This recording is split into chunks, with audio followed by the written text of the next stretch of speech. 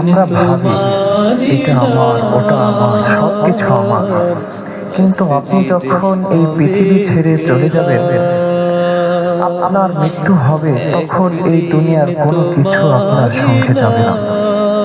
আপনার bank balance আপনার সাথে যাবে না। আপনার প্রাসাদ বাড়ি ঘর আপনার সাথে যাবে না।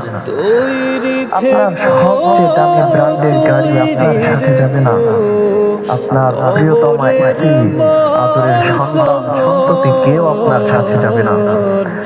সারা জীবনের অর্জনকে ফেলে রেখে এতিমের মতন দুনিয়া থেকে চলে যেতে হবে।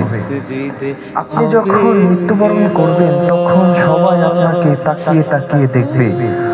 আপনার সেই দামি ব্র্যান্ডের ঘড়ি, দামি মোবাইল, ব্র্যান্ডের পোশাকগুলো আপনার প্রিয় আপনজন শরীর থেকে খুলে নেবে।